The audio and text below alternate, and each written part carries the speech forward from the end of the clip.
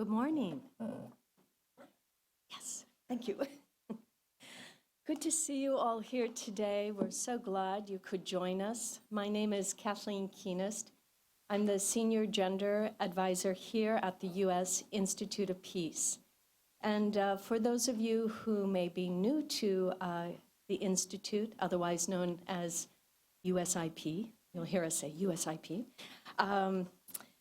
like you to know that USIP was founded and mandated and funded by the U.S. Congress 32 years ago as an institute, independent, but dedicated to the proposition that peace is possible. It's practical and it's essential to our national and international security. And so it is great privilege today, sorry about this, there, it's in my eye here, to welcome you to this event, Displaced Women from Violations to Voice, Afghanistan, India, and Pakistan cases to show the strength of women and to end impunity. This particular event takes place about a week from the International Day of Peace. I think what we will hear today is about innovation, vision, and commitment. And so I wanted to draw your attention before we begin the program to consider what your actions may be to commit to on this year's International Day of Peace. One of my favorite statements is by Martin Luther King, Jr. And you'll see it over here. It is about how we organize. It is about our commitments. And the tribunals that you will hear about today really amplify this commitment to peace. Of course, there are other special folks who have contributed to our vision of action. And so, if you will, the next slide, we see Eleanor Roosevelt's commitment to action here. And you'll see the Peace Day Challenge hashtag. Think about it today while you listen to these amazing stories of very courageous people who took a vision and made it into action. They're ordinary people, really, like all of us, but they did extraordinary things over the course of the last several years. And I want to challenge each of you here today that you too can be a part of this extraordinary and legendary, in my opinion, effort underway in India, Afghanistan, and Pakistan. So without further delay, I want to introduce somebody that I have come to think of not only as one of my dear colleagues, but actually dear friends as well, Patricia Cooper, who is the founder and convener of Women's Regional Network, otherwise you'll hear this morning called WRN, another acronym. Pat and I met about 8 years ago at a little restaurant in DuPont Circle, and she had an idea. And as you all have been in those spaces of having ideas, I think of myself as a witness to her idea. And so it gives me great pleasure that she and her team of experts now have come to share with us their lessons learned and stories about this remarkable tribunal effort of women. So without further delay, Pat, I'd like to invite you to the podium. She will introduce our panelists and give you a little background. So welcome and thank you all for coming.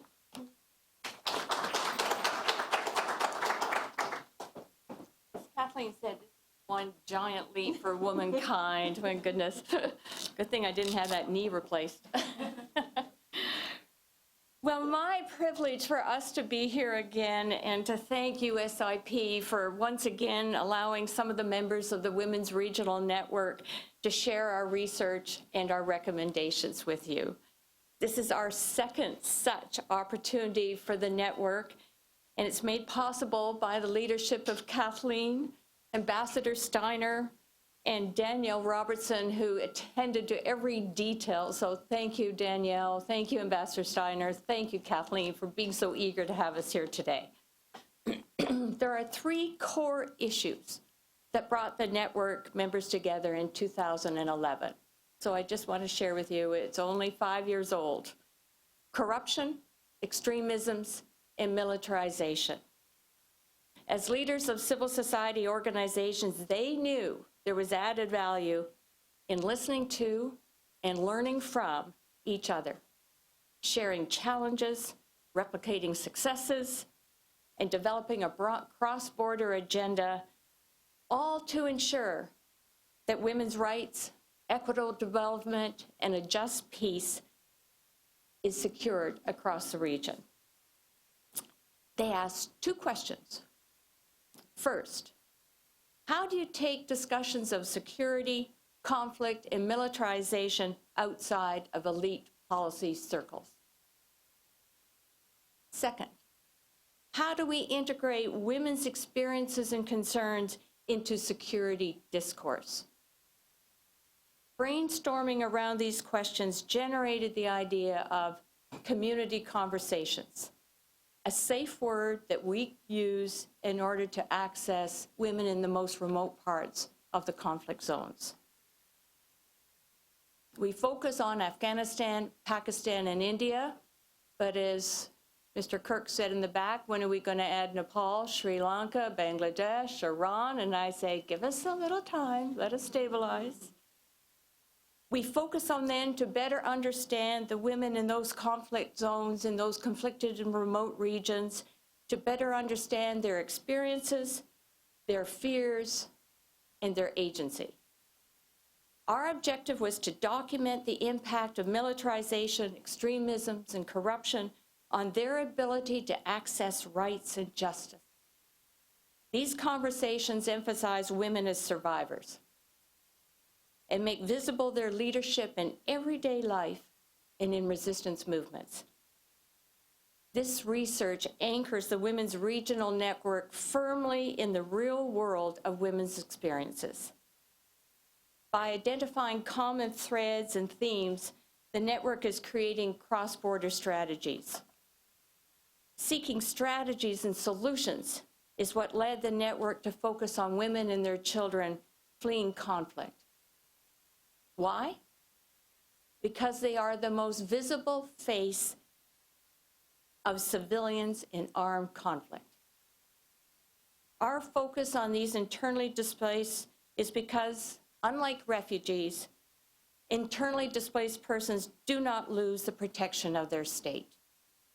It is the state that has the primary responsibility to its own citizens to provide protection through all stages of the displacement cycle, from early warning of pending conflict, to security while in flight, to humanitarian assistance during and after flight, and in the end, a stable solution.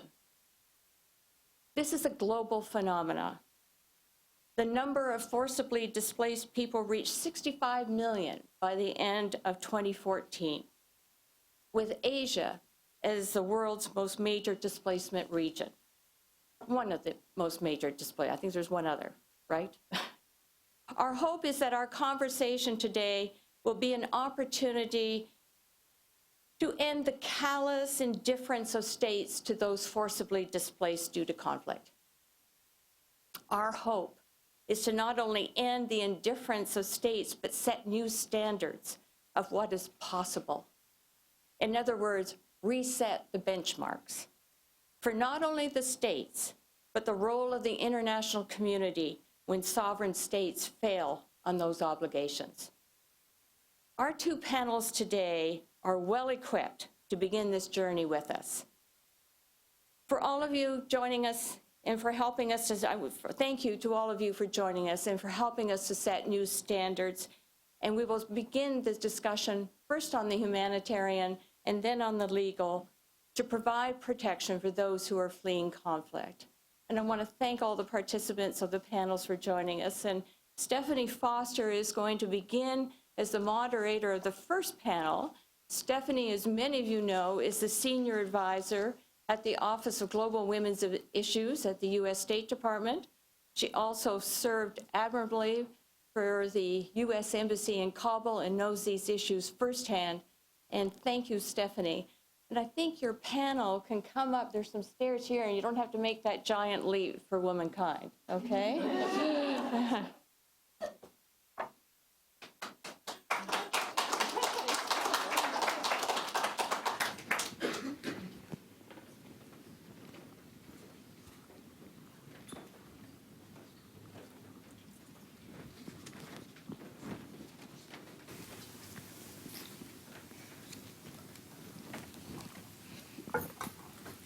Good morning to everybody. Can you hear me okay? Is the mic on?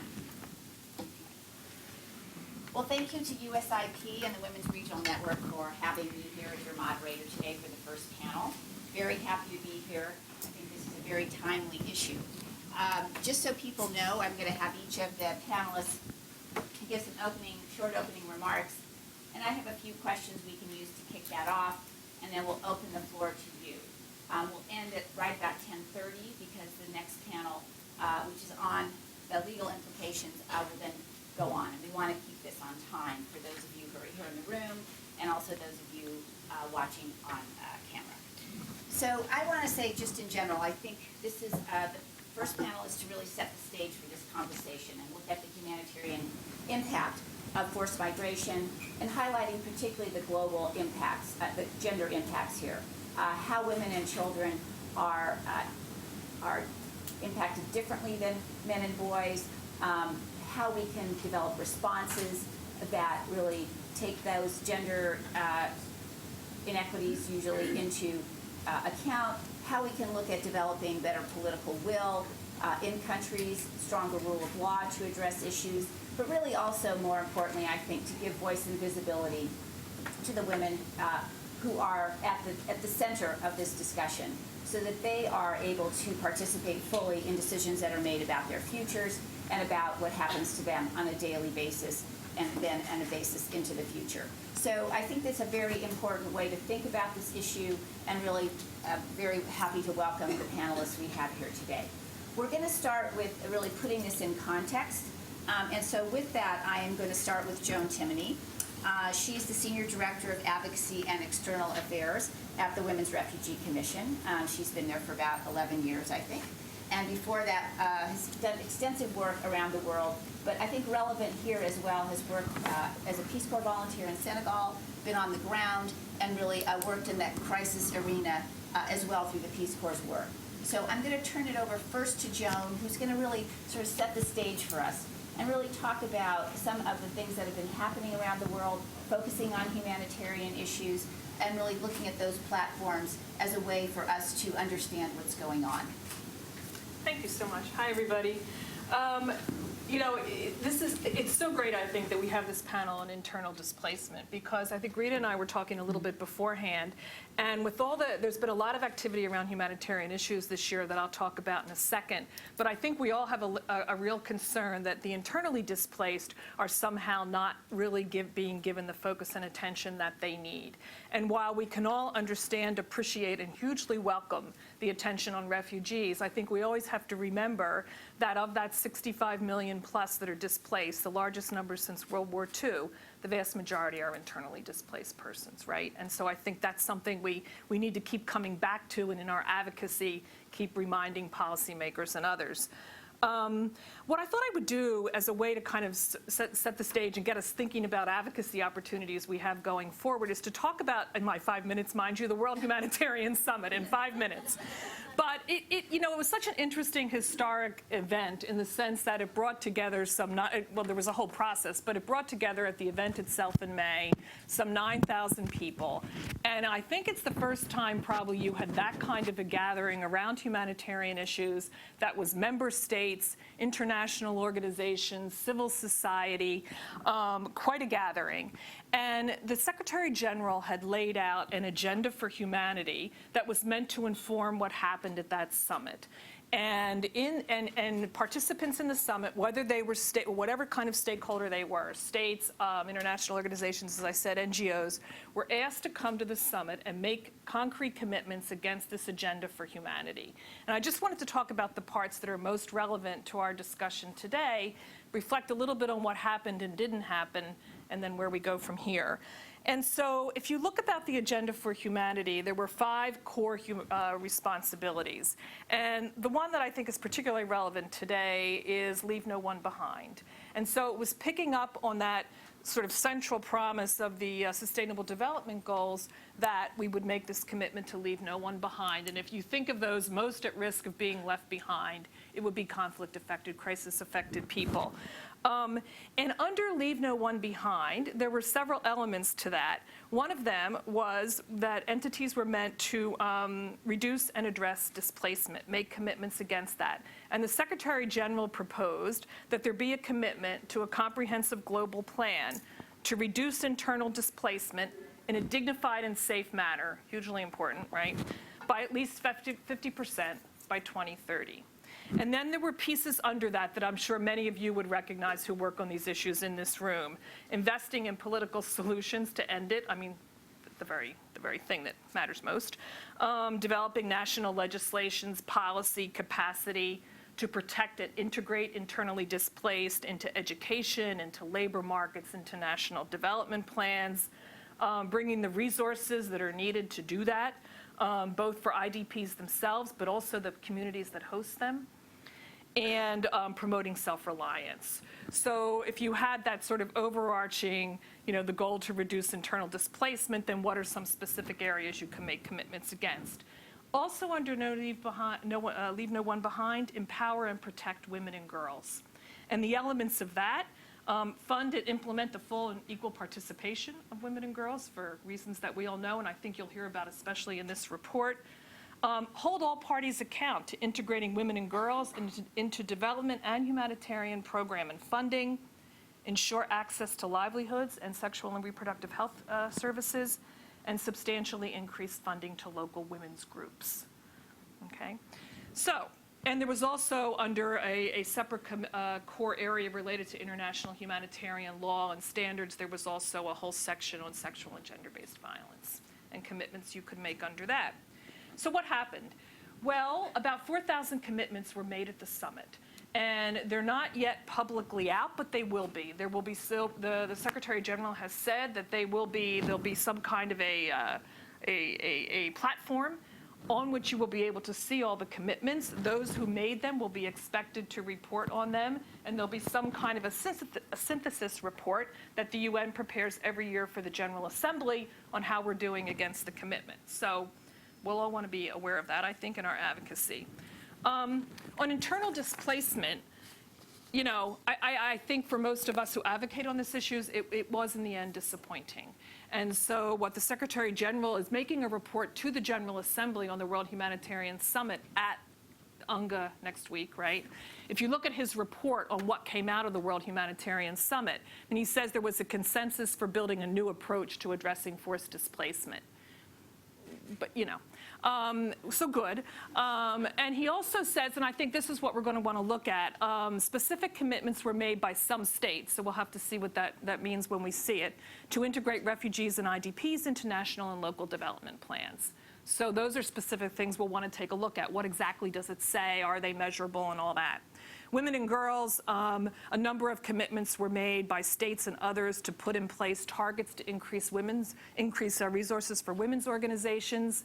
Importantly, to align funding with principles of gender equality.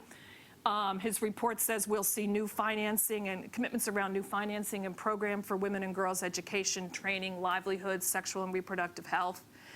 And then he urges, in his report, he urges everyone as they take forward their commitments to fully integrate women and girls across those commitments. So again, I think this sounds much stronger, much more promising. We'll just have to see what specifically the commitments look like when they come out, and who made what kind of commitment, and what did states agree to do, donors, et cetera.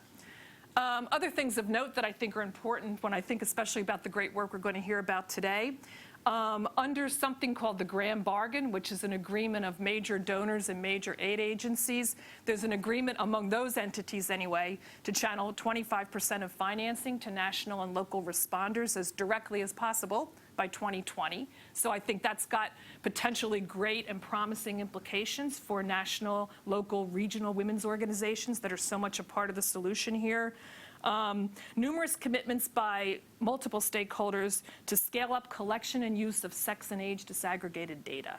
Really important, right? Not only in terms of who IDPs are, where they are, what their needs are, but also women and girls as well. If you don't have that sex and age disaggregated data, how do you know? And I mean, we have all kinds of promises around that, but really doing it would be a huge step forward. I'm mindful of my 5 minutes, which I'm sure I've gone over. One other point I want to make is that I mean, there's a lot of attention on the summits next week. There's the UN Summit on Refugees and Migrants, and then there's the President's Summit the following day on refugees. I think we all need to be mindful that internal displacement is not part of this, right? So it is not, that kind of comprehensive look at displacement is not what's happening next week. And I do think, I just want to read, because I think it's very sobering, but it should also make sure we recommit to what we need to do.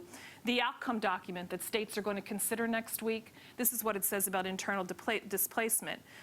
States recognize the large numbers of internally displaced and the need for reflection on effective strategies to ensure adequate protection and assistance for IDPs.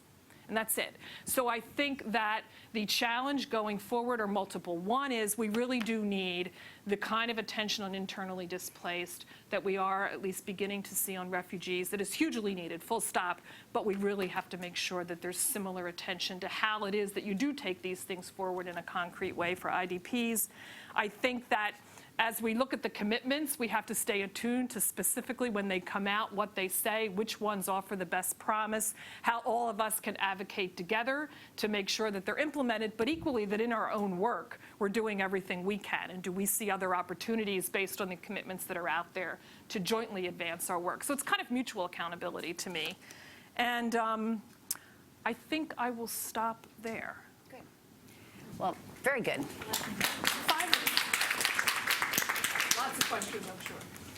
Well, thank you. I think that was a great overview for sort of to set the stage for our next speaker, Rita Manchanda, who is the research director of the South Asia Forum for Human Rights and the author of the scoping study, which I'm sure many of you picked up on the way in. And I think, interestingly, also she worked in India's Defense Ministry think tank, the Institute for Defense Studies and Analysis, so brings to this, I think, an understanding of how that part of the machinery also has an impact on IDPs and on women, and just how we look at conflict through that lens as well.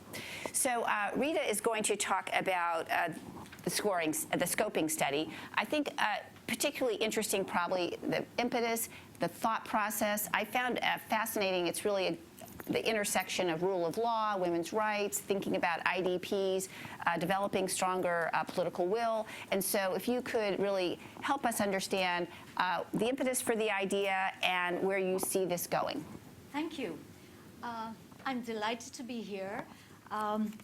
Let me first emphasize what is it that drove us to, in fact, even think of launching a South Asia or a regional tribunal on the human rights violations of women in IDP-like situations in India, Pakistan, and Afghanistan. And it is the voices of the women that we heard.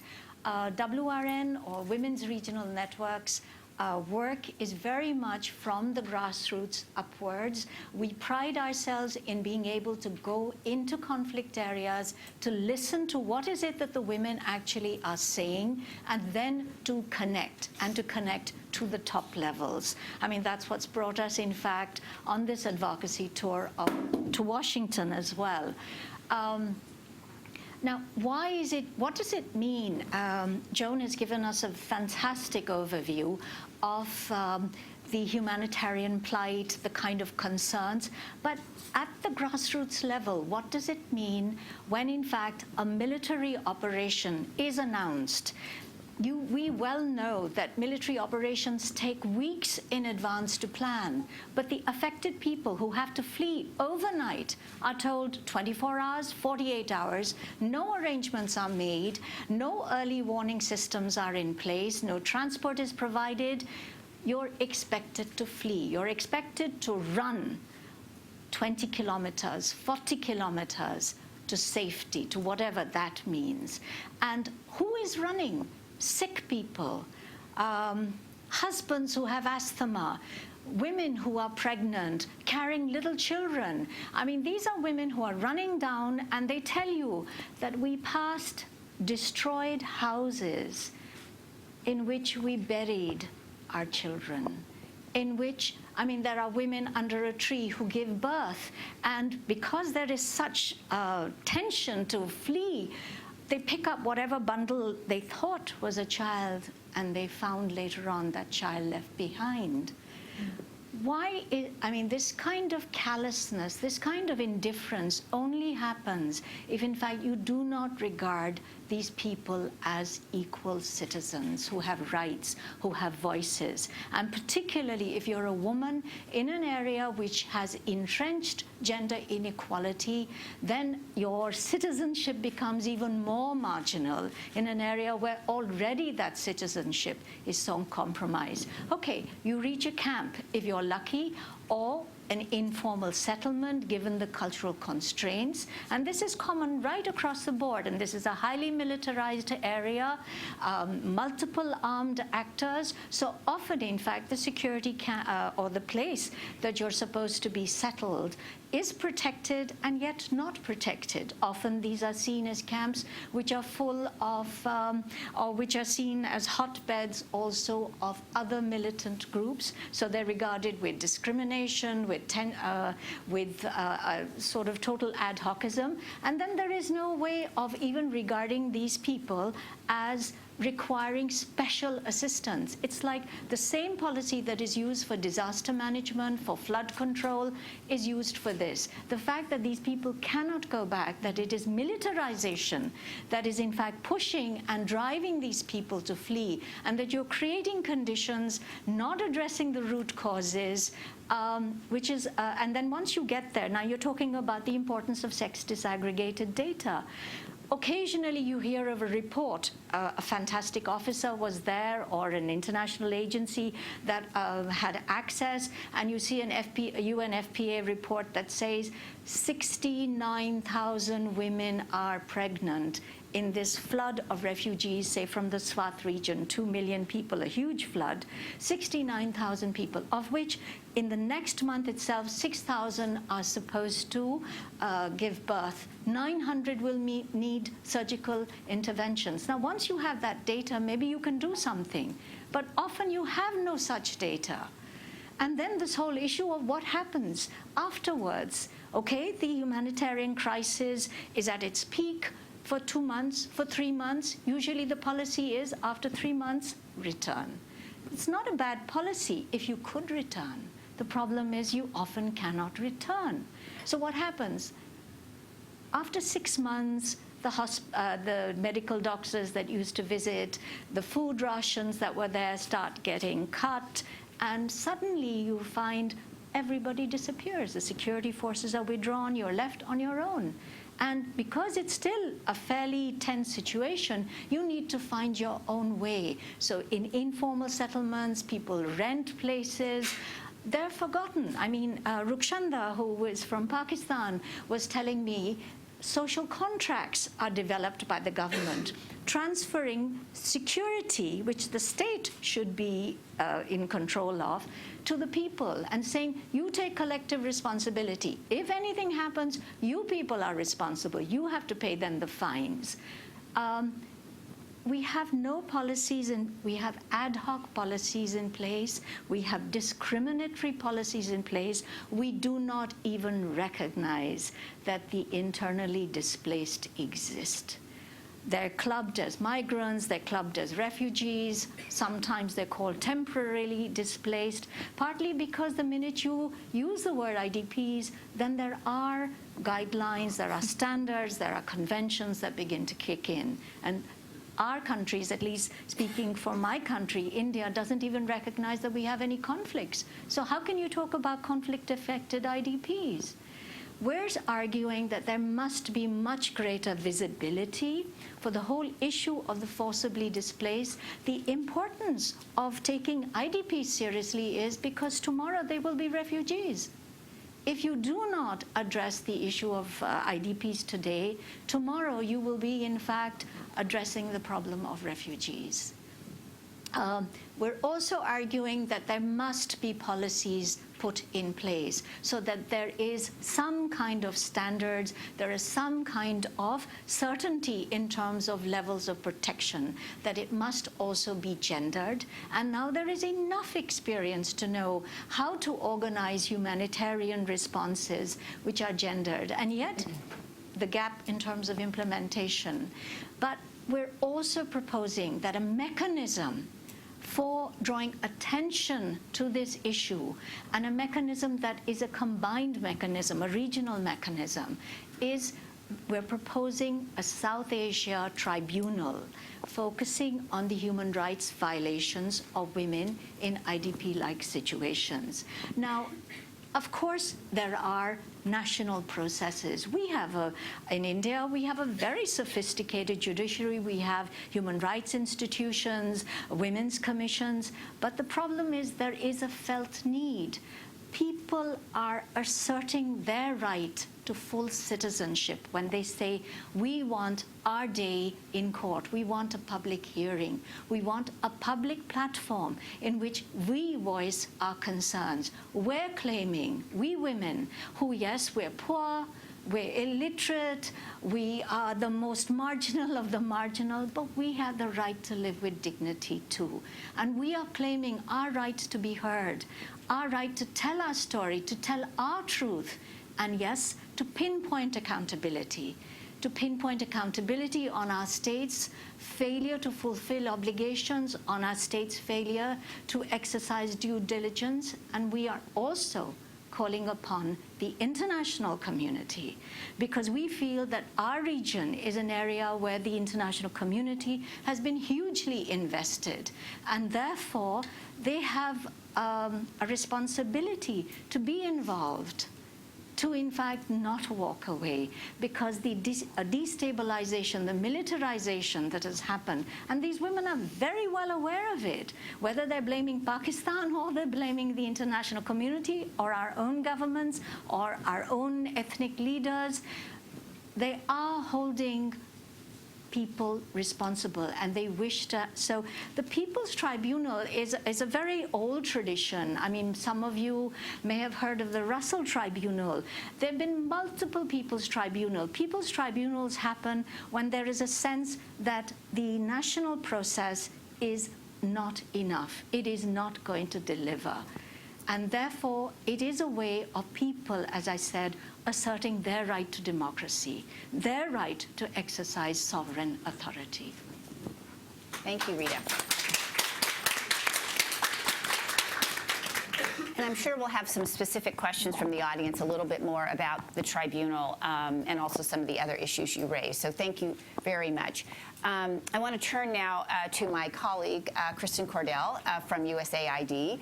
Kristen is a senior advisor in the USAID Bureau of Policy Planning and Learning, and we worked together extensively on Afghanistan. Kristen led major investments that USAID has made in Pakistan and Afghanistan, two of AID's largest programs.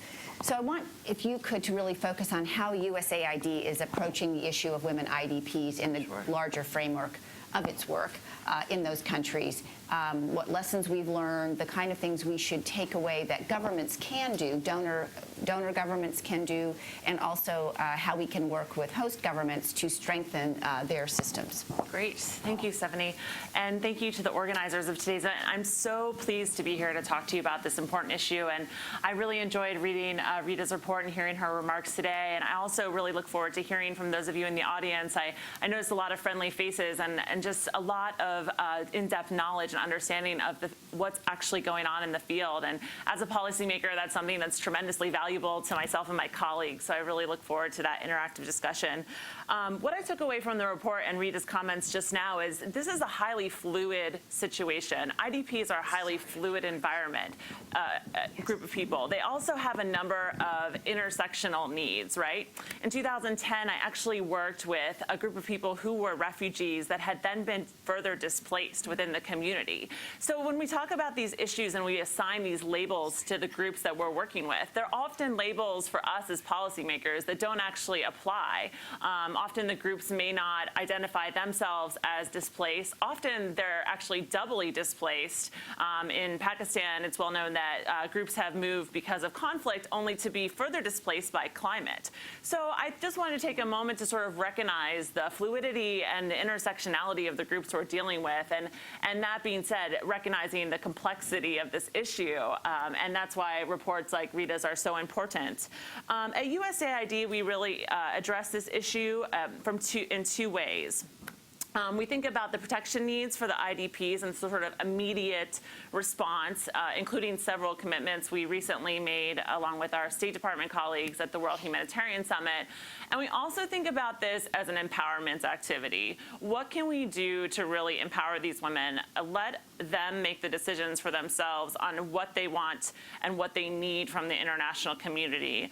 And I think that that's a piece that I really like to focus on today. But let me just go over quickly some of our most recent commitments at USAID to this issue. In FY15 alone, our Office of Foreign Disaster Assistance provided around $90 million in protection-related activities, including a substantial subset of that on gender-based violence protection for IDPs. At the World Humanitarian, which Joan mentioned, the U.S. announced an additional $12 million for a program called Safe from the Start that Secretary Kerry launched a couple years ago. It was already a $40 million activity, so it was just bolstering that commitment. And Safe from the Start is really about helping gender-based violence victims and survivors in the immediate aftermath of conflict or displacement. We found as an international community that there was often a lag from when they were first displaced to when they received assistance. That lag often can also happen on the back end, to which Rita alluded to, and I think that's a very important point. But Safe from the Start was really meant to help close that gap, and I think we've seen some success in that regard. We also advocated at the World Humanitarian Summit for a bolstering of the use of the UN guidelines on integrating gender-based violence in humanitarian operations. These guidelines have been around a long time. They've been updated, and they're really a tool that the international community can use together to speak the same language on these issues and really reinforce the do no harm approach and make sure that the IDPs are getting the assistance they need in a quick and responsive way. The third thing I just wanted to highlight that we committed to was improving the call to action on protection against GBV and emergencies. And this included a new commitment called the Real-Time Accountability Partnership, which paired with UNFPA and other UN agencies to actually provide a mechanism for accountability where donors that are working with displaced communities can actually report real-time what they're spending. And so to really reintroduce or bolster this accountability mechanism, I think is a very valuable action, because we really want to make sure that from the beginning the coordination is there between those in the international community. And so those are some of the commitments we made at the World Humanitarian Summit. I do agree with Joan that next week's activities could include a more robust focus on displaced communities. And I think that's something that I can say that the U.S. government did advocate for. But of course, these large multilateral processes are often very unwieldy, and we sort of have to think about how we're going to come to the consensus we need to move that forward. And my colleagues at the State Department really led that effort valiantly. But it is an important moment for the advocacy community to say, hey, what about this additional population? And I think groups like Jones and others are doing that to great effect. I also just want to mention one thing that has been tremendously helpful in this space is in 2012, USAID launched a gender strategy that has completely changed how we've done business. It's responsible for the salaries of gender advisors like myself and others, so that's exciting. And all of our partners, it's really created a huge network of gender professionals in this space, which I don't think people really realize. But one of the other things it did was create a rule that we basically have to have a gender analysis for any project we do. And if you just think about that for a moment, it was sort of suggested before, but now it's completely required. So there's no longer an ability to say this doesn't apply to women.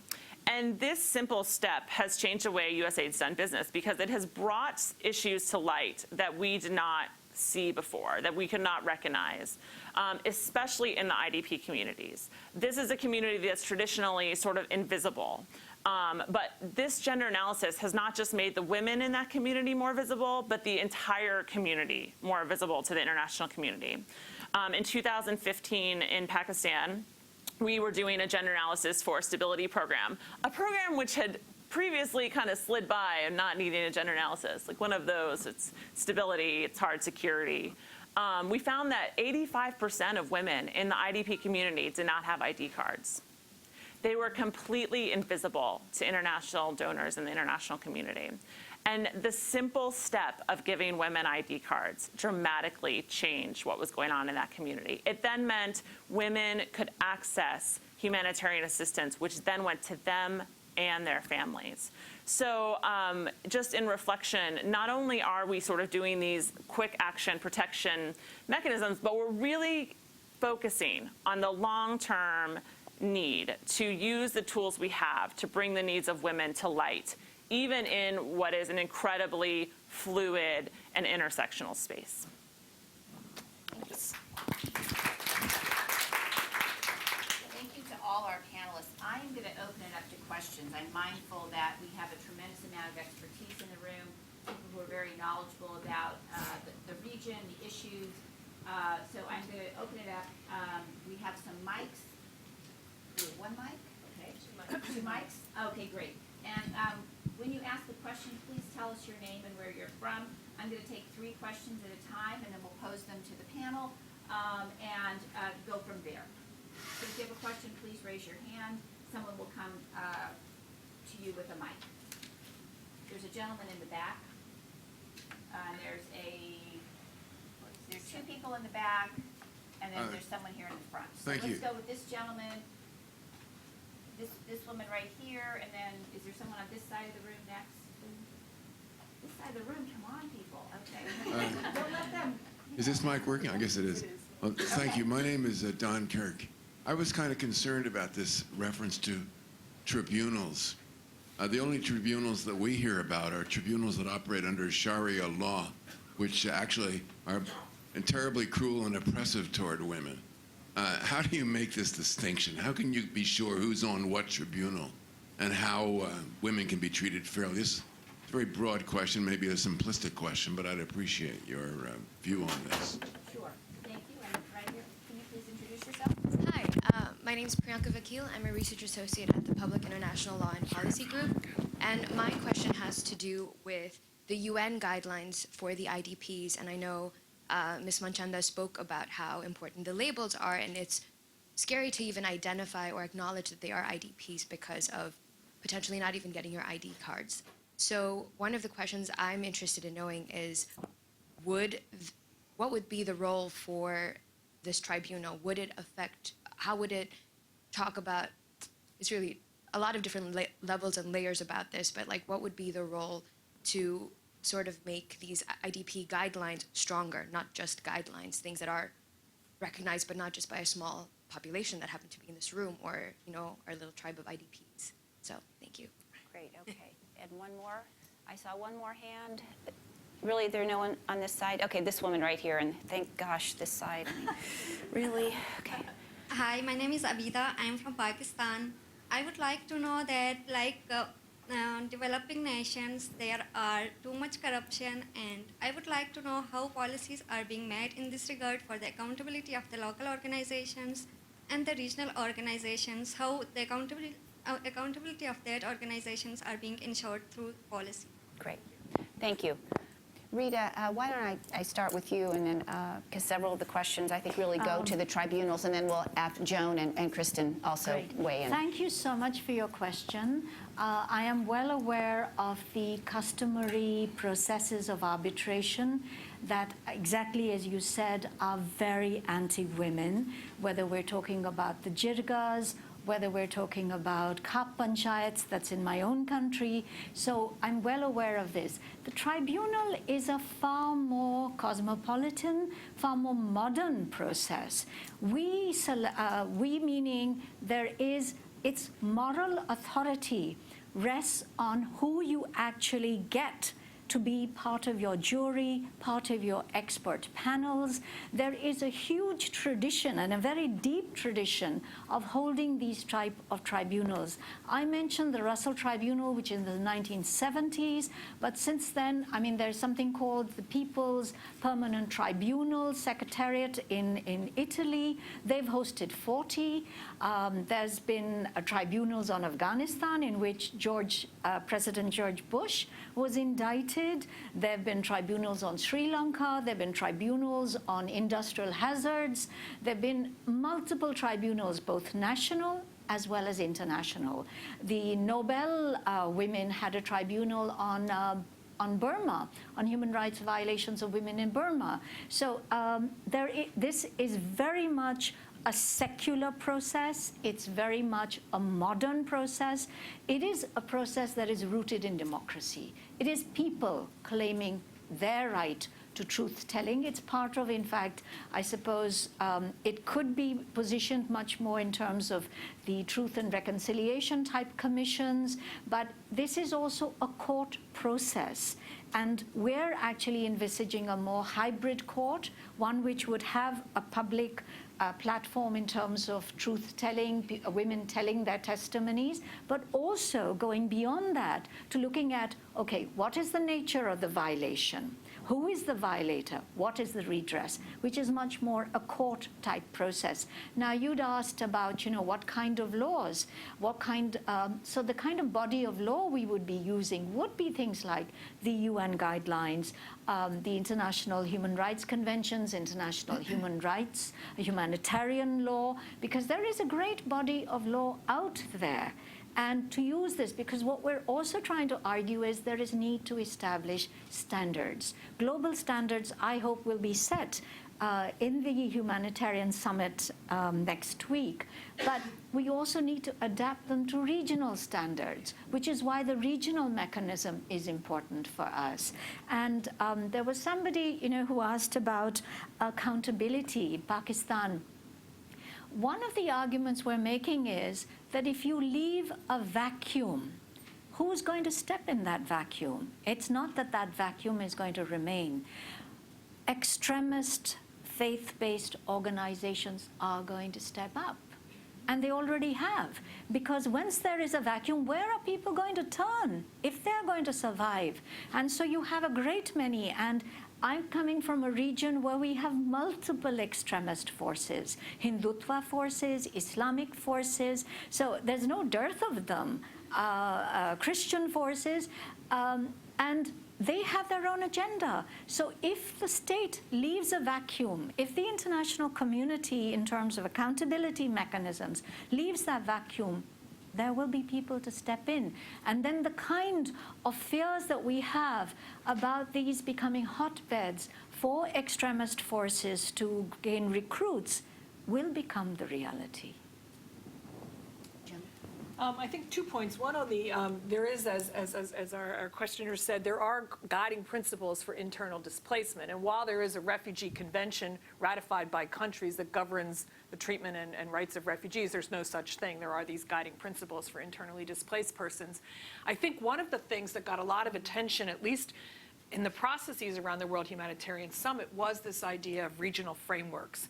And so an example, the African Union, for example, has the Kampala Convention, which is basically a regional framework to put into place to take the guiding principles and put them into a regional framework that states would then ratify and endorse, and so it has the force of law in that sense. I mean, and during the processes, there were other regions that were talking about trying to do something similar. And I think there's good opportunities to look at what's good about the Kampala Convention and how do you build on that in other regions. What are some of the lessons that were learned about it that could help inform the development of other regions' frameworks? Most importantly, how do you take implementation of it forward, and how does it get resourced, et cetera? Where does the support come from for the countries that need it to implement it, and so on? So I think, though, that all of that, the idea of going next to regional frameworks or supporting countries that are willing to take the guiding principles and build them into their national legislation is part of the kind of activity you really want to see around how you effectively move internal displacement issues forward.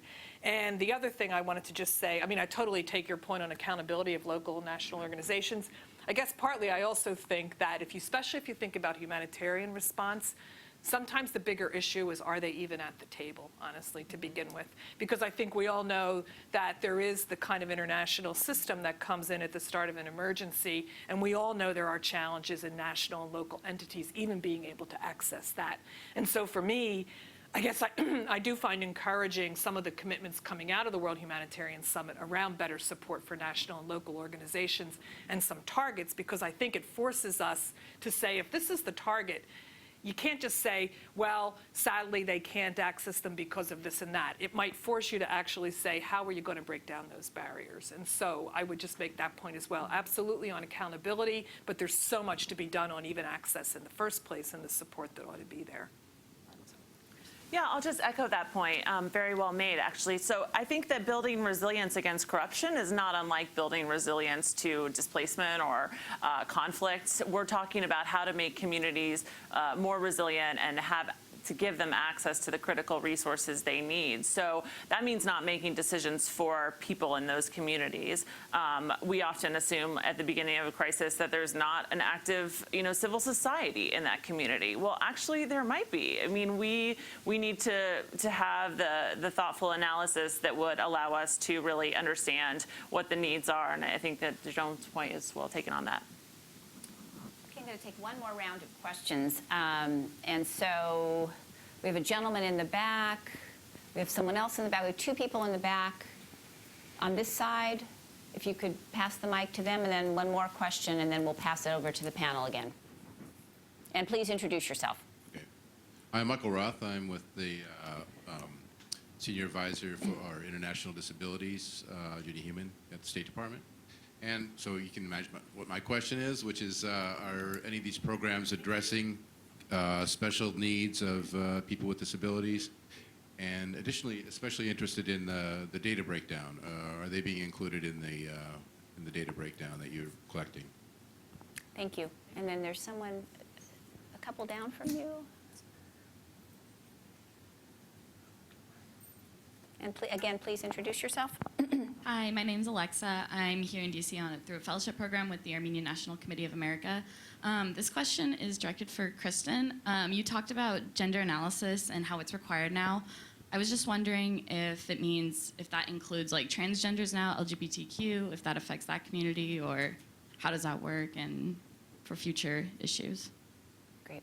And any other takers on the question? And one last question right here. You get the last question. Hi, my name's Daniela. I'm a returned Peace Corps volunteer, but also a grad student over at Georgetown. And I have a question for Ms. Machanda in regards to the tribunals. You had mentioned Truth and Reconciliation Commissions being part of this hybrid tribunal that you are working towards. And I was curious, from a restorative justice perspective, how do perpetrators and not just women who have been affected and who are who are being called to give testimony? How are perpetrators being integrated into this process, if so at all? Thank you. Great. I'm going to start with Kristen. There's a question directly to you, and then Rita, and then Joan, feel free to weigh in as well. Yeah, absolutely. We've been working really hard over the past year or so to make sure that the gender analysis captures the needs of the LGBTI community in the areas where we work. It's been a really tricky process, a very important but very tricky process, and not because there's been resistance, but because the capacity of our organization wasn't quite there, right, when we started, and people weren't sure how to capture that data in an appropriate way. So one thing that we've done is actually created a category, a reporting line, basically. So all of our missions have to report on how much they're spending on women's projects, how much they're spending on gender projects, how much they're spending on GBV projects. And so we actually created a reporting line, which has created an accountability system. And now our staff are really very interested in knowing how to address the issue. It's been very tricky. We've done a small pilot program on working with LGBT people in the community in Pakistan, which has been successful for the most part, but we don't really talk about it. We're not sort of out there talking about who we work with and what we did. So I think that's one thing that makes it tricky to sort of capture what we're learning about this issue, but very important. And I think that over the last year, I've really seen the capacity rise, and with that, a lot of steps forward. Yes, let me just take this whole. The tribunal itself is not a judicial process, because unless states, I mean, those of you who come from legal backgrounds or political science backgrounds, you would know that unless a state empowers an institution, it has no authority, but it has moral authority. And that moral authority, as I mentioned, does rest in terms of the process being fair, objective, and you must, the perpetrator, I mean, if you're saying, okay, this is the nature, a violation took place, who is the violator, because you are trying to pinpoint accountability, then you must enable that violator to be present. Now, of course, if you say, well, state, you are responsible, and you ask the state to appear, the state is more than highly unlikely to appear. And particularly, I mean, I remember when that the tribunal in which President George Bush was being indicted, certainly he didn't appear, but you did have amicus curiae, you had experts, you had, in fact, proxies which very, very robustly made the case.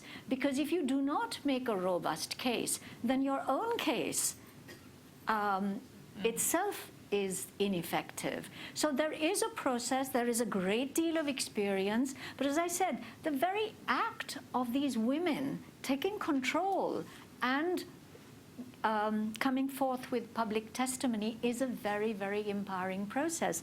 I mean, I think you mentioned just a little while before that we cannot presume that there is no capacity, that there is no civil society agency here. There is usually a great deal. I mean, we've been tracking the stories of women who were whose families were destroyed in drone attacks, who fled. Entire families, homes, villages just disappeared, and they fled looking for whatever was left of their family. These are women who are 45 years old. In Afghanistan, that means you're pretty old. They, in fact, these are women who have actually become matriarchs and are members of the Shura. They are part of, in fact, decision-making. I mean, these women who seem to be so destroyed, so traumatized, are rebuilding their lives. I mean, I met women who'd been displaced not once, twice, thrice, and yet within 3 months after having told me that they were totally devastated, they couldn't do anything, when I went back to visit, she was running a small shop. It's resilience, but it's resilience that one needs to also take into context. The kind of high-risk strategies that they are forced to go into, because they're going in for trafficking, they are going in for early marriage, 4 years old, 7 years old, and they tell you, we would never do this. But they're forced to do it. But what is forcing them to do it is that situation of powerlessness, of militarization, of, in fact, a state that is not responsive to them. And the tribunal is that day for them to speak out of their violations? I'll do disability really quickly. Yes, at the World Humanitarian, well, the answer is there's a huge way to go. At the World Humanitarian Summit, there was a compact on inclusion of persons with disabilities in humanitarian action. And I think over 100 entities signed it. It included states, UN agencies, NGOs. One of the things that they committed to do was to develop interagency guidelines on how you include persons with disabilities across humanitarian action. And the idea is that those guidelines would then be endorsed by the committee. It's called the Interagency Standing Committee, but the result of it is those standards and guidelines would exist, and anyone engaged in humanitarian response would be meant to be accountable to doing it. We don't have that right now for disability inclusion. So I'd say that's one concrete way that we'll be able to move this forward. No, there aren't agreed upon interagency standards for disability inclusion, no. I'd like to take this opportunity to thank the panel. I came away with this with just really 3 words that are important to me: visibility and voice and accountability. I think that really captures the conversation. It captures what this is about. And I really, again, I want to take this opportunity to thank all 3 of the panelists. Let's give them a very nice round of applause. And thanks to all of you. The next panel will be on legal perspectives. And so, again, thank you so much.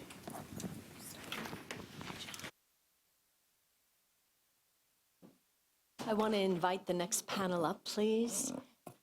Yes, and you'll be mic'd up here, please.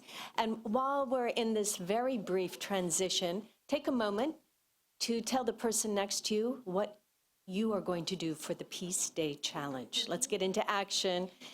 Take a moment also just to get to know one another.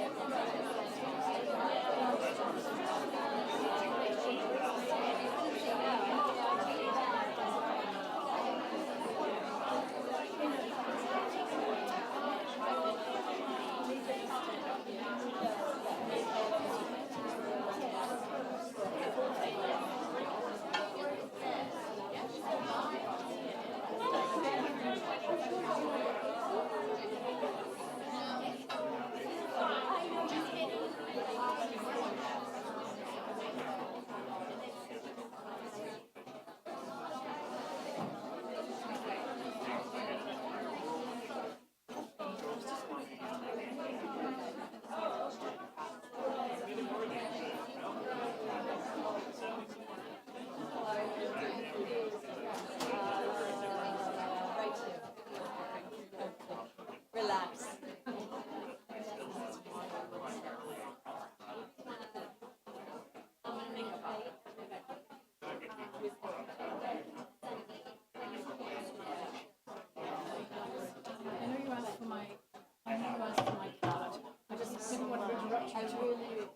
Well, thank you. This is wonderful. What an amazing forum. We thought it was 3 years ago. Yeah, just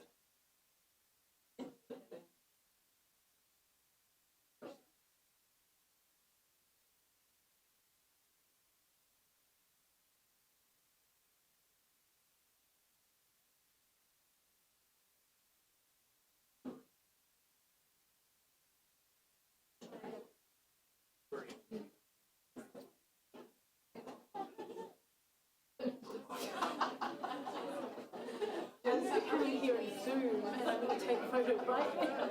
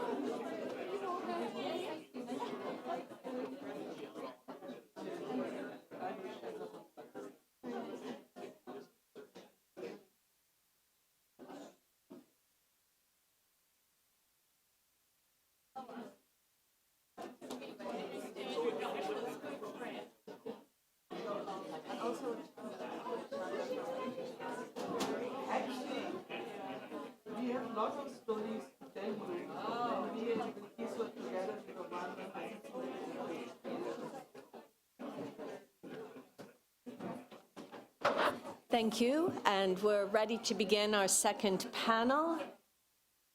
The second panel is on legal perspectives on the way forward, a critical part of making sure this innovation really translates into action. And I'm going to turn the moderation over to our colleague, Najla Ayubi.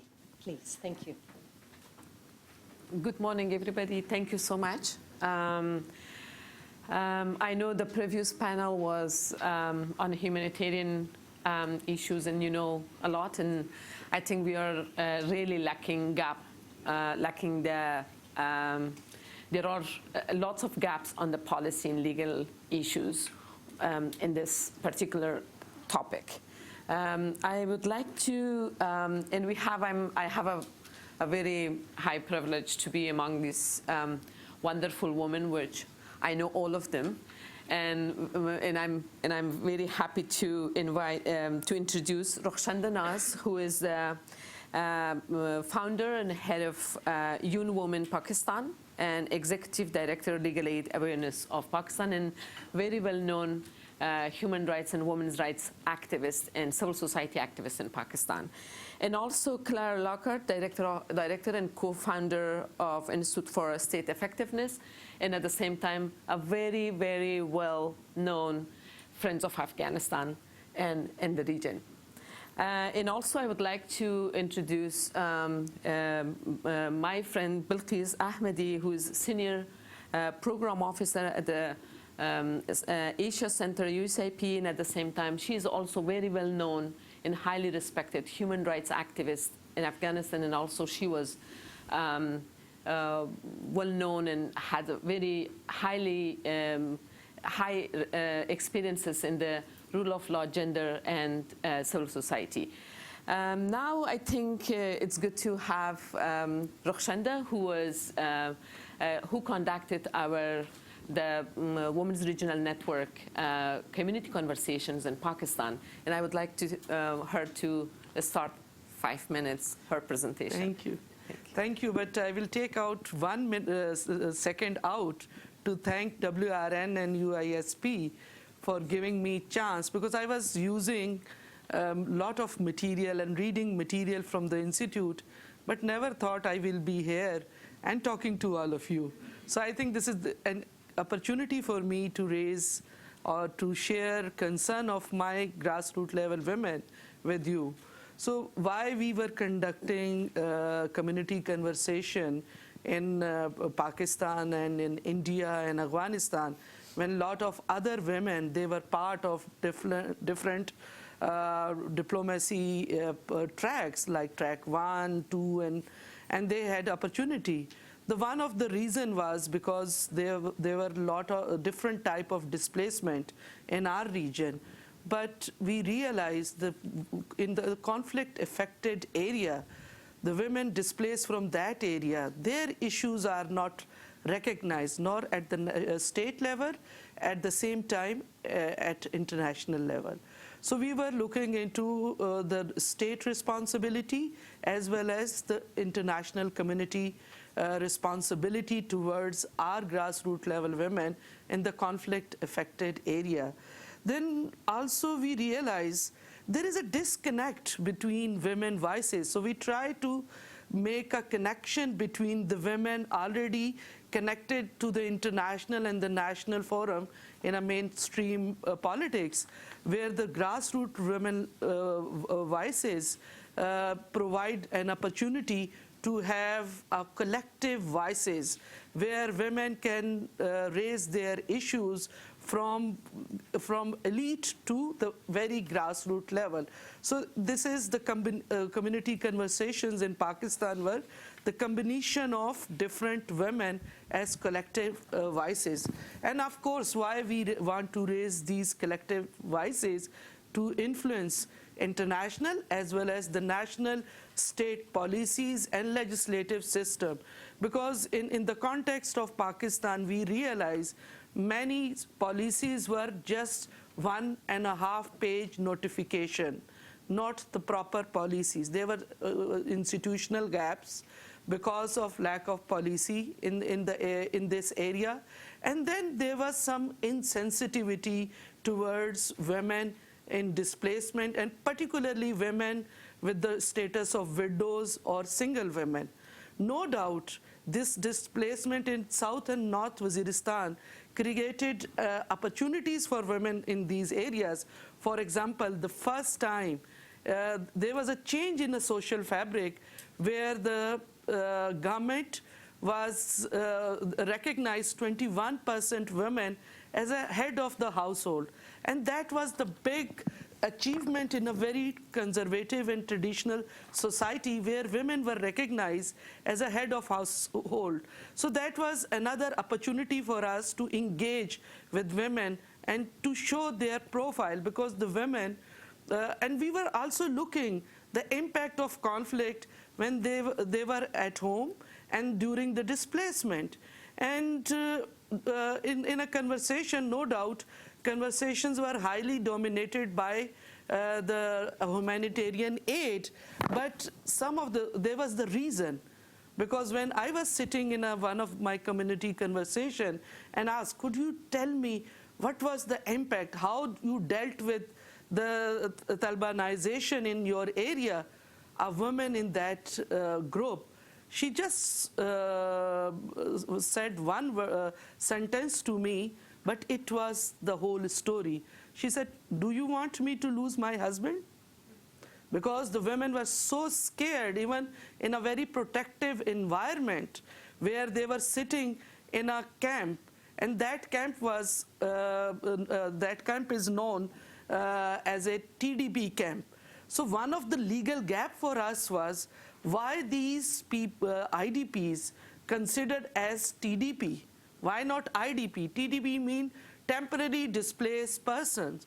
So it was one of the legal challenge for us, because having this term mean you are not abiding with your international commitment. So this is one of the reason. And earlier, as Rita mentioned in her presentation, I share 11 pages document, long document for the government when they announced the return policy. So they put collective responsibility on the community, and the community was already paying the cost of collective responsibility where the drone strikes are happening. Because I met with the family, there was a family, and she said, I personally buried 11 persons from my family because of the drone strike, because the strike happened to my next door, and we lost our family as a neighbor. So, you know, the women agency, we were also looking into when we talk about IDP, normally people perceive the women IDPs are just in a queue for aid and queue for other state benefit. But there were women, they struggle a lot during the displacement. When the displacement was announced, hardly to vacate this area in 2 hours. And women travel from Pakistan to Afghanistan, and Afghanistan to, again, Pakistan, because of the institutional gap. Why we are raising this issue of institutional gap? Because the IDP issue is housed in a disaster management unit, and most of the disaster management unit don't have their sub-offices in that areas which are legally required. So the resource allocation from the state is also lacking. So this is these were the key areas, and of course why we were more focusing on North and South Waziristan women, because people have their totally different image. They are supporter of Taliban, or they don't want peace in their area. They want to fight in the name of Sharia. But across the board, because I try to collect testimony from 154 women, and most of the women, they said, if we got the chance, we will go for peace and education. That was the women, they decided for their role in reconstruction process, which is missing in our legal framework. Because most of the peace jirga, they were happening without inclusion of women. So one of the purpose of collecting these voices were inclusion of voices from the grassroots level with their own women's perspective, because the women perspective is entirely missing in our legislative frameworks, policies, and even our humanitarian response. Hopefully I cover. Thank you, Rukhshandajan. It's very interesting to hear all of those voices and stories from the ground. Now I would like to invite Chloe Lockhart. She will talk about the state responsibility in humanitarian accountability and the IDP issues. Thank you.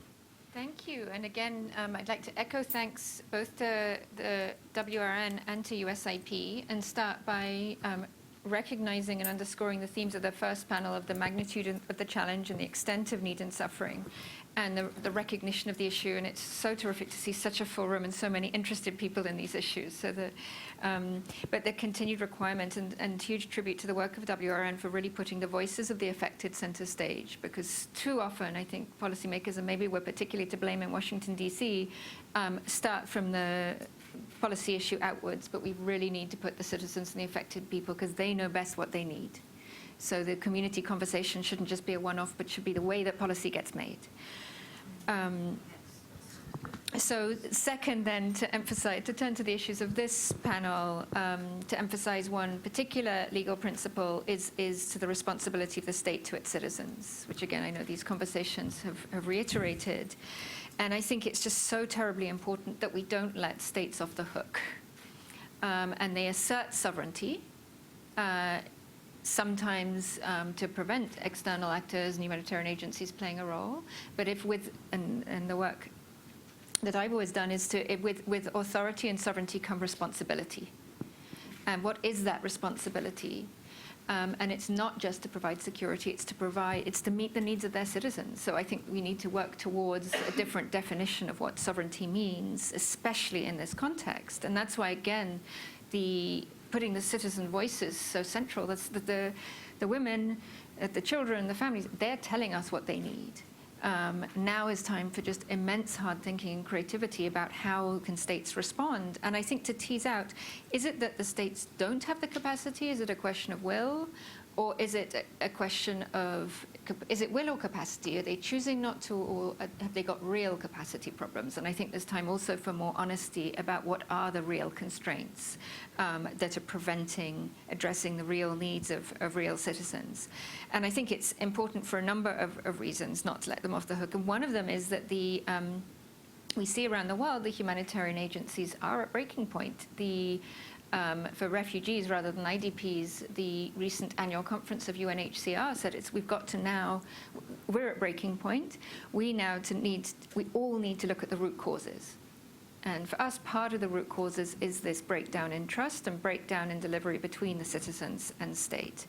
And of course, humanitarian actors are needed and the response is needed, but we all know that's not the optimal mechanism. These are stopgap measures. And I appreciated very much the question from the first panel is that there also needs to be accountability when humanitarian agencies do step in. We do need greater mechanisms of accountability for how those agencies are using their funding and how they're delivering, and to address the real problems in corruption in the humanitarian system as well as the state system. I'll close just with a final reflection on where a state is willing, because I think many of the governments in South Asia and around the world say that they are willing. You meet, there are many civil servants, there are ministers who are working round the clock trying to deliver up against real odds. But we need a new phase of creativity in social policy that, given the available resources and given that there are tremendous numbers of dedicated civil servants, health workers, teachers, trying to do their best, how do we collectively, how do we rethink the way that services get provided? And we heard in the first panel, one example is ID cards. This is an issue that's newly on the agenda and was reflected in the SDG discussions. It's now the right to identity. And a legal identity card seems to be so important, rightly, to people. But hearing what they need, what are their priorities? Is it health? Is it education? but how can the resources that are there be much, much better used? And then coming back to the theme of putting the social accountability mechanisms and the voice center stage. Thank you. Thank you, Clara. It's very interesting. We all think that the first place the states should be taking the responsibility. Now it's very interesting that at the first panel, our colleagues were talking about if you're not taking the IDPs very seriously, then the IDPs will become refugees later. I would like to invite Bilqis Jan Ahmadi. She will talk about the humanitarian laws concerning refugees, because this is also something that it's really related to, first to IDPs and then definitely to refugees. Bilqis Jan. Thank you. Thank you. I think the previous speakers have highlighted in a very nuanced and effective way the current humanitarian crisis that affect millions of both refugees and IDPs around the globe.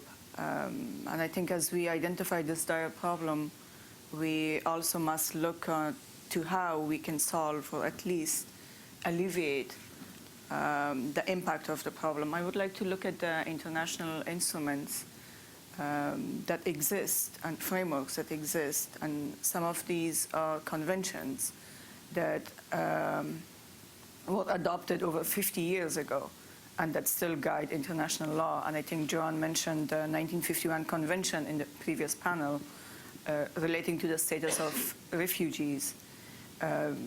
That's the main global legal instrument dealing with the status and rights of refugees. But in addition to the 1951 convention, there are other conventions and declarations that are of particular relevance in certain regions. For example, the Africa, the convention that was mentioned previously, and then there is one on Latin America and the European Union.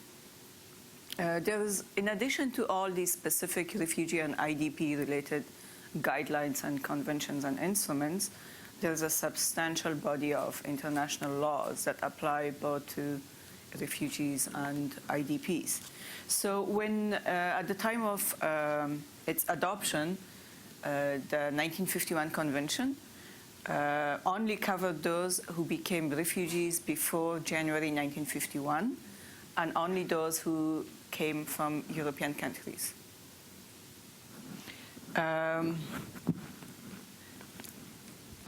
So obviously, close to 2 decades later, the international community realized that that was not going to work. So the 1967 protocol removed those limitations, both the dateline as well as the geographic limitation.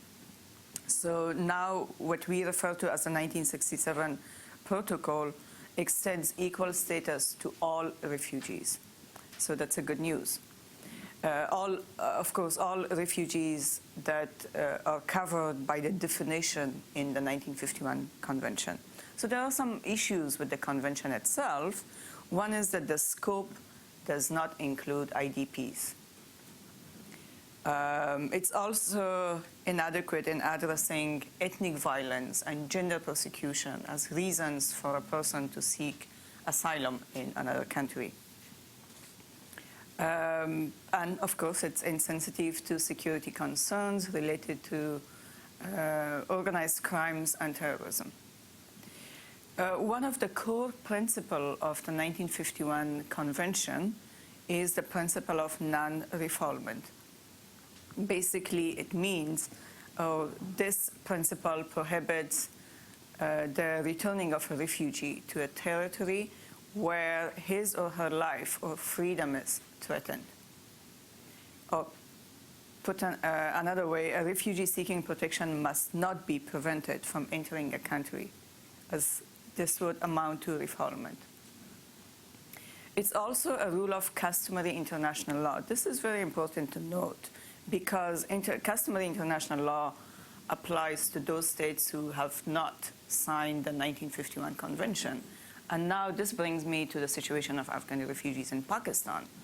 Although like Pakistan, there are many other countries who do not respect the principle of non-refoulement, and Pakistan is one of them. While we all understand that Pakistan has not signed the 1951 Convention or the protocol, they are in fact bound by the non-refoulement principle. And that's what makes Pakistan's current policy toward Afghan refugees so troubling. Families are being forced without being given a chance to at least pack and leave. Sometimes they are given less than 48 hours if they are not immediately deported. A UNHCR report came out a few weeks ago and said in July and August, only in 2 months, 70,000 Afghans were forced to leave Pakistan. And only in the first week of September, 7,700 Afghans were forced or deported from Pakistan. So what does that mean for these refugees when they return? Their identity changes from refugee to returnee when they enter Afghanistan. Given the security situation in Afghanistan, these returnees are double victims of violence in their communities and societies. For most of them, they have been living in Pakistan for decades, especially the young generation. They live there, they were born there, they are not familiar with the customs and traditions in Afghanistan. They speak with a dialect that's not appreciated or recognized in Afghanistan.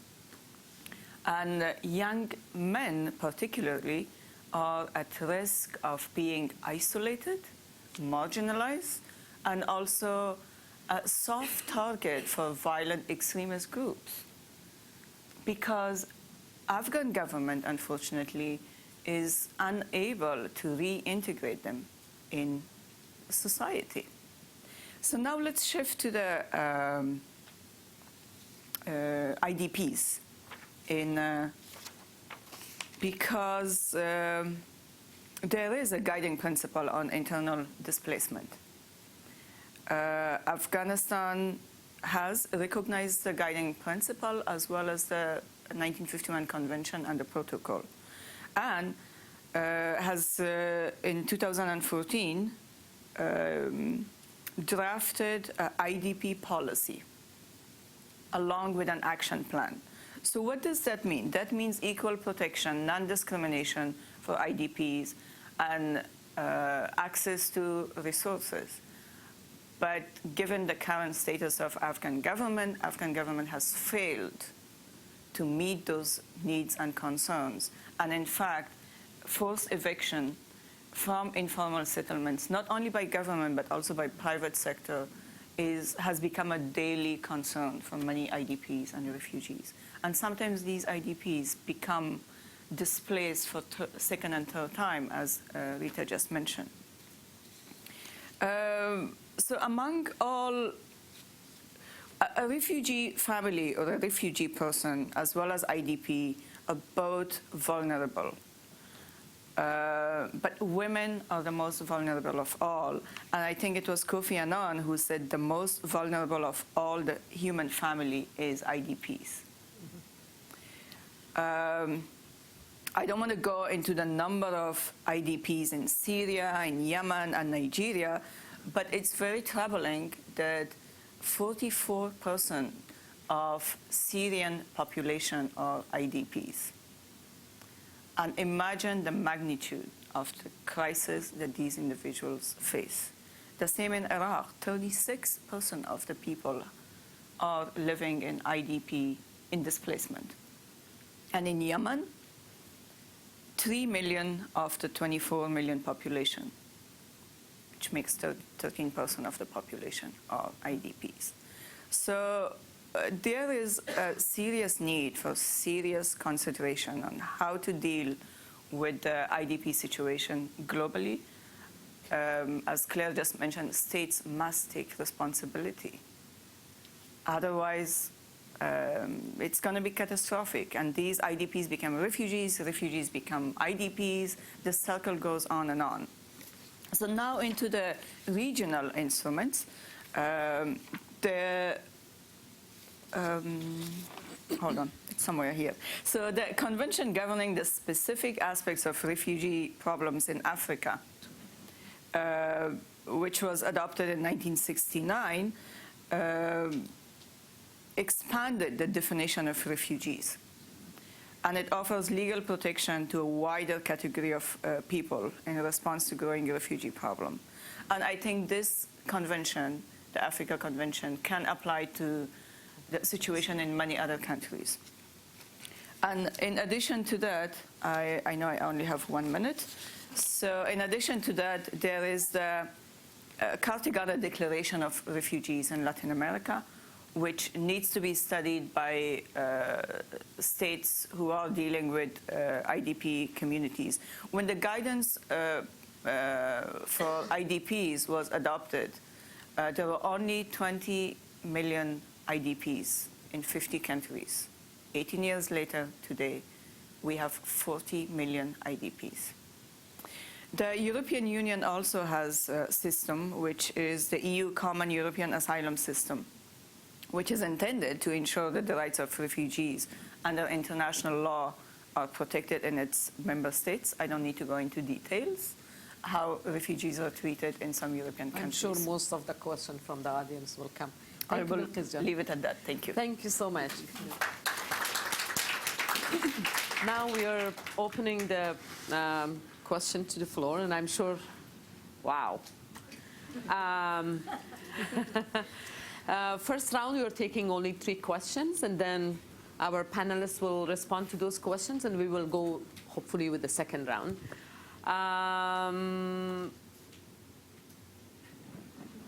One at the back with the blue shirted lady, and then there is no discrimination about the guys. A guy here, second you, and then you. Hi, good morning. This is Sheila from Voice of America Afghanistan Service. It was great to hear you actually about IDPs and seeing Clara after a long time. I have a question for Bilkis John and you, being an expert in the region. IDPs is something is not discussed a lot, but what you're saying that you're looking into these things, how effective are these projects in Afghanistan, given the fact there is corruption? Do you get some support from locals or government? And some projects has been done and they have been a success. I want to hear about that and who has been helped, because if we look about IDP, a lot of Afghans are IDPs in different places. So where you have done some projects. I'm just curious about that. Thank you. And gentlemen, you please. Hi, my name is Abid. I'm from Washington, D.C., Creative Associates, Washington, D.C. office. I'm from Pakistan. I have a question to Ms. Rakshanda, that during your discussions with the communities in FATA, did you find any impact of Blake law on women's in IDPs camps or whatsoever? Or you have any comments of Blake law on impacts of Blake law on women in FATA? Thank you. Today, Bilkis, no, just that third question. Hi, I'm Priyanka Vakil again from PILPG. My question is specifically regarding the sovereignty problem that we face with the IDP guidelines and how to have states responsible. So I think in the last week of August, Sri Lanka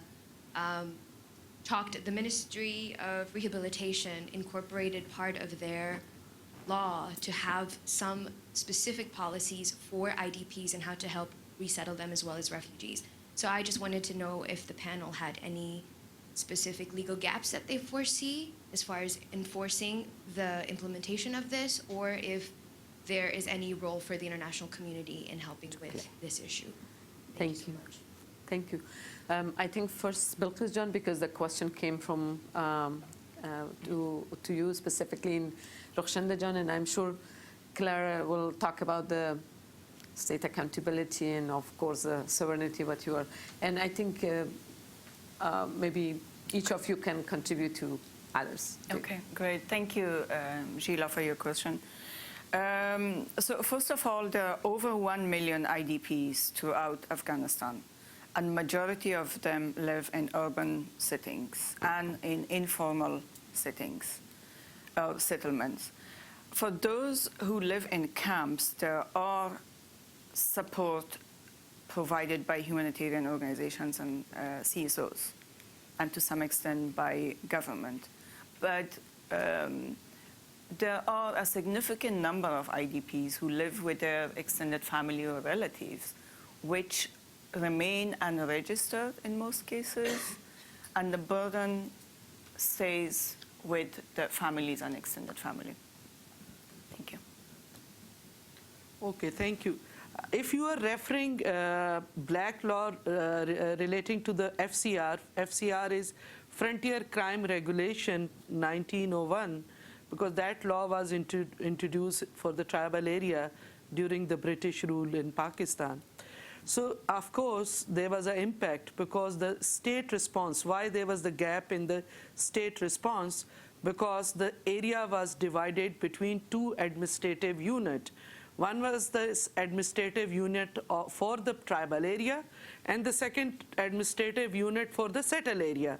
So when the people, they didn't had access to knowledge, and particularly the women, they were not familiar, because you need to remember from this area is highly conflict affected, and most of the male family member, they move to the Gulf states and for jobs and for family earning for the family. So women were alone at that time there. So they were not familiar with the institution. So that law, because the area was divided between the two administrative units under the law, was really problem for women. For example, women, they were not having access to resources, and then they were issue of registration. So these were the basic challenges for women in that area. But on the other hand, because under the FCR, there is another form of elitism were created by the British rule at that time, the Maliks.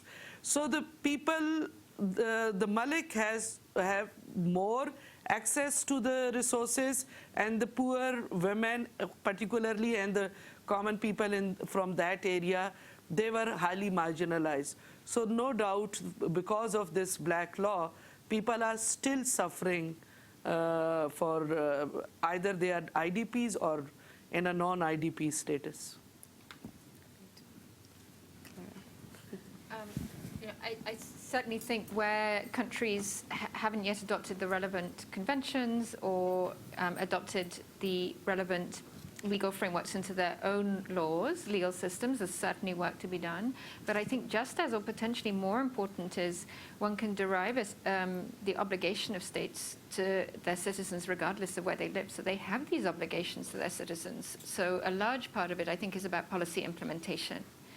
And ensuring that states, they have resources, they have in most cases the capacity, but it's really understanding why are people not accessing services and where are the real constraints. So I would urge attention as much to policy implementation as the law. Thank you. Now the second round. What is happening to that part? At the first panel, there was lots of questions from that part, and now. Okay, again, you please, and then gentlemen, again, no discrimination, and you, young lady. Thank you very much. This was quite informative. My name is Cornelia Weiss. I was looking at the situation of Haiti and the peacekeepers regarding the IDP camps, and I came across a UN audit agency, and I don't have the paperwork in front of me, but it might have been the OIOS, where it actually audited the performance of the peacekeeping troops in terms of what they were doing and not doing within the IDP camps, plural, many plural here, and the audit came back as unsatisfactory. So I am wondering if you all have looked at that as a mechanism for having the UN actually go out and conduct audits and hold entities responsible, and that it is then of public record that performance is unsatisfactory, whether that changes policies and practices, I don't know, but it certainly seems to me that would be a first step, and the particular audit that I looked at, I think it might have been from around not terribly long ago, a few years ago. Thank you. Thank you. Hi, my name is Wasim. I'm a journalism student at University of Maryland and a journalist from Pakistan. I have a question from Ms. Bilkis. I was wondering about your comment about Afghanistan government's inability to integrate refugees returning from Pakistan, considering that a huge amount of aid Afghanistan is receiving over the last decade. So do you think there is a possibility of bad governance or corruption involving these things, so they are unable to accommodate these people? Because around 3 million refugees have been in Pakistan, and some few millions have returned already. So hopefully corruption has a part to play in this all. Thank you. You. My name is Abida, and I'm an Atlas Scout Fellow from Pakistan, serving at Impunity International as Commission Evaluation of And I would like to know about the legal status of the Pakistani women who have married to the Afghan men, and now they are being forced to leave the country. Like, what would be the legal status of these women in Afghanistan or in Pakistan? Thank you. Now, our panelists. Tough questions, though. Who will start, Bilkis or me? Okay, so let me start with the huge amount of money spent in Afghanistan in the past 10, 15 years, and why is the Afghan government unable to meet the needs and concerns of the returnees. Afghanistan is still a country in conflict. Most part of the country is still suffering from insecurity, and I'm sure you're all aware about the attacks and incidents on civilian settlements as well as government. So lack of security has a huge impact on the governance. Weak governance certainly plays a role. Corruption is there, but I think the major issue at this point that the government is unable to perform its obligations and duty is because of insecurity and weak governance. Thanks. Thank you, Dr. John. Okay, there are two issues regarding Pakistan. One, you raised the question of UN audit. The serious issue for us in Pakistan, because when we were looking into IDP women issues, so we were looking into the issue of prevention, protection, and participation, and which is very much relevant to the UN Security Council Resolution 1325. And working and naming 1325 in our in our documents is still an issue of threat for our own state, because we were clearly asked not to use this word in our document. So this is one of the area where it's very difficult in our camps to work with this.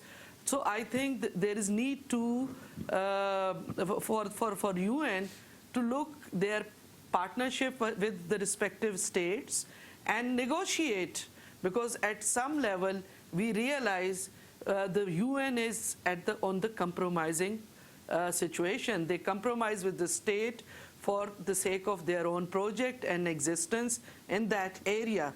And the second, I think, the issue of particularly the current displacement is close to the area which is known as a CPAC route, particularly from Balochistan to Khyber Pakhtunkhwa. So I think working in these areas and inviting UN for this is, I think, it will be a great challenge for civil society organizations, because the civil society organizations are already, the state is pushing back from these areas in the name of no objection certificate. This is the first time in our country for our own area, moving in our own area, we require no objection certificate. And finally, legal status. Because according to the Citizenship Act in Pakistan, the women can't get the nationality for their own spouse. And this is the clear violation of Pakistan's own commitment to CEDAW, Article 9. So I think the status of Pakistani women, those are married to Afghan women, are really, they are facing problem because this is the patriarchal society. Women has to move if the husband not, her husband not allowed to, for a citizenship in this Pakistan. No doubt, the Federal Shariat Court has lot of negative impact on women's status, but they given their verdict in the favor of women nationality.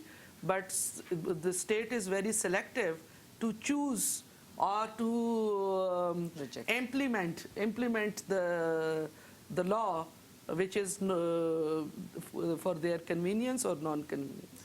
Thank you. Clara. And just quickly on the Haiti example, I don't know the particular audit you refer to. I do know of a study by the National Academy of Public Administration on the use of aid in Haiti, which is a really excellent study and drew attention to many of the problems that the other audit may have done. But I think more generally, you raise a really important point. This is one example of the type of accountability mechanism. The tribunal is one, audits are another really important type of accountability mechanism. And both audits of government programs, but also audits of humanitarian agencies and programs. And I think it's a really important moment at the moment with the World Humanitarian Summit having just taken place, and there's now much more of a push for greater accountability. And this is one of the best mechanisms. And all too often, audits do take place, and then they don't get published. And they don't get published in local languages. So I'd love to see, and maybe this is something advocacy groups can take up, just building in practices that audits need to be published on time, made available in the communities where they're working, and maybe even build in, I mean, ideally, I'd like to see them build in obligating consultations with the communities that they were supposed to be delivering to, including the women, so that you institutionalize this type of community feedback. Mm-hmm. Thank you. I think after hearing very wonderful comments and talks in this panel, I think few things I found in class, being Afghan and at the same time using my authority in this chair today. I would like to just talk about a few things that I found that the panel was emphasizing, and I think these are very important for all of us to look at it and see what we can do, particularly through the establishment of the Women Human Rights Tribunal. Is one of the things that I found based on the discussion, that there are so many interlinkages between not only from cultural perspective, but also from legal and from international humanitarian law. Lots of what it's called interlinkages between the countries, where we have lots of refugees now in India. And how, if they will be in conflict zones, then definitely will have an impact on them to be displaced in another place within the India, as well as in Pakistan. And particularly when it comes to the Women Human Rights Regional Tribunal, I think this is the only place that we can pressurize the government, the states, that they have to be accountable and provide the protection for the women, for the IDPs, particularly for the women and children. And at the same time, we have to, exactly what you were relating to, bring the accountability or bring up the international humanitarian assistance to accountability. And plus, at the same time, we can also identify the best practices of having policies, like, for instance, Pakistan and India, they don't have internal displaced people policies and legal framework there. But fortunately, Afghanistan have. But how we can implement on Afghanistan side, how we can support and help the government of Afghanistan to implement it and replicate and duplicate this in the other countries. Thank you so much, and thank you for our panelists and give a round for these wonderful.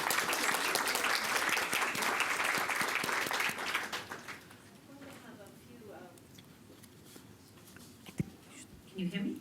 Thank you. We're going to have a few final remarks, and I'm going to ask Rita to join us. She is the author. And panelists,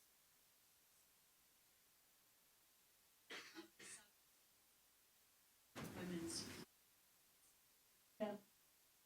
Thank you very much. And I will be very quick. I want to just pick up some of the things that were said in both the first and the second panel. And I want to begin with the whole issue of that the UN summit next week is both an opportunity and a disappointment. But it's an opportunity because standards will be settled. Global standards, global commitments will be made, they will be reiterated, and then it's up to us to see how far we can take those in terms of advocacy with our own states. But those standards hopefully will apply not only to refugees, to migrants, but they will apply to all forcibly displaced persons. And that will be, in a sense, our mission to ensure that they are seen across the board as relevant to all forcibly displaced persons. The second thing is something I want to pick up from what Claire said, which is the magnitude of the problem. Bilkis has given us the statistics, they're staggering. In just 1 year alone, Pakistan had a surge of 46% in IDPs. And it's happening, it's continuing in every one of our countries, in so many of the regions across the world. If we do not address the issues of prevention, states have an obligation, and this is in fact, I think, I don't remember which clause in the UN guidelines, states have an obligation to prevent the creation of IDPs. They don't just happen. We know the process by which they happen. We know the processes by which, in fact, our states don't step up to stop them. It is lack of political will. It's lack of priority. It's to do with discrimination. It's to do with the whole issue of the creation of IDPs as a strategy of armed parties, including the state. The other thing I want to pick up on, which is someone, I think, I don't remember who said this, which is, yes, we do need to work with people who are more open to our ideas. While I do talk about the state and I talk about governments as monolithic institutions, as we all know that there are people who are far more open, sympathetic, people of concern, they're like us. So we do need to reach out to them, and it's important not to look at institutions in a monolithic way. And the other thing is the whole issue of state capacity. I'm coming from a country that's an ascendant power, and frankly, the Indian government says, we don't need aid. We are in the business of giving aid now. Pakistan has also said, we don't need aid in terms of a particular context of IDPs. 16 humanitarian agencies, and I think maybe Rukshanda can correct me, have been denied that no objection certificate. And who are we talking about? We're talking about agencies like Oxfam. So it is also that there are political reasons why, in fact, our governments don't wish audits to be done, monitoring, accountability. The Indian government is very clear. Yes, we regard with respect the UN guiding principles, but no, we don't need them. We have our own internal mechanisms. The fact is that we discriminate. So the refugees, the people who were displaced because of a pogrom against Muslims, more than 20 years ago, were not even recognized as refugees or recognized as displaced people. And it took the Supreme Court, it took our National Human Rights Commission to draw attention to their plight. Yes, we do have internal mechanisms, and those are important. So I think when we talk about state capacity here, we are not talking about states that do not have the wherewithal. They do have the wherewithal. It's just not a priority. There is discrimination. These are not seen as equal citizens. Finally, the tribunal, and I want to just flag this again, is a process that would build upon fact-finding. It would build upon audits. After all, how do you build a case? You don't build, you have to build a case on solid evidence. Fact-finding is a huge issue in processes that are internationalized, yes, and particularly where UN peacekeeping is involved. We're far more in the business of providing peacekeepers than, in fact, inviting peacekeepers, but still, those standards are important standards. We can still hold our governments to it. So these are all enabling mechanisms, but they all fold into a process. The whole tribunal idea was, this is a way of gaining visibility. This is a way of pinpointing accountability. This is a way of empowering the women who trusted us. Thank you.